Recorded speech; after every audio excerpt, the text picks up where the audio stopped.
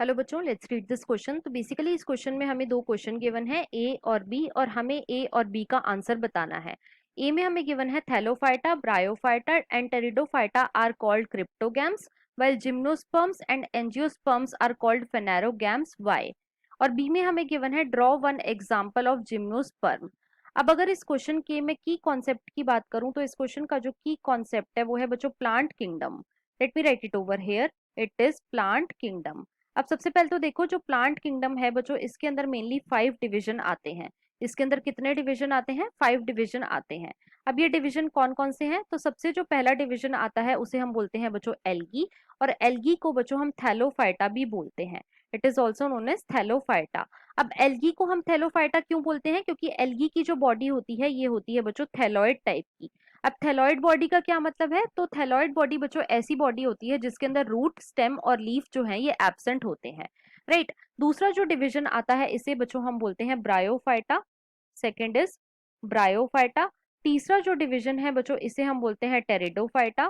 Third is pteridophyta. Fourth जो division आता है बच्चों इसे हम बोलते हैं जिम्नोस्पर्म।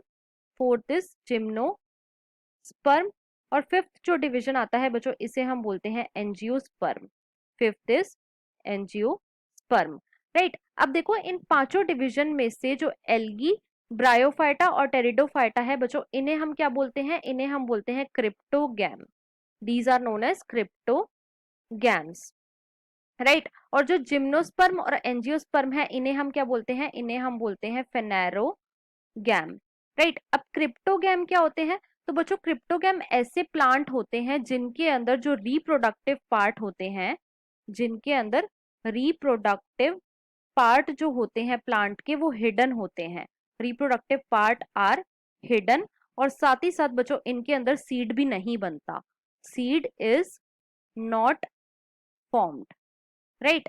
लेकिन जो फेनेरोगैम होते हैं बच्चों, इनके अंदर जो रिप्रोडक्टिव पार्ट होते हैं, रिप्रोडक्टिव पार्ट जो होते हैं ये कैसे होते हैं? दे आर एक्सपोज्ड, मतलब कि ये हिडन नहीं होते। Reproductive part are exposed. और बच्चों जो फेनेरोगैम होते हैं इनके अंदर सीड भी बनता है। Seed is formed. राइट। तो यहाँ पे हमने ए का आंसर दे दिया है।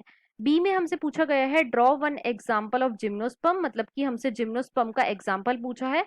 तो बच्चों जिम्नोस्पर्म का एक एग्जाम्पल तो है साइकस, और दूसरा एग्जाम्पल है बच्चों Pinus. Right. So this was all about this question. I hope you understood it well. Best of luck.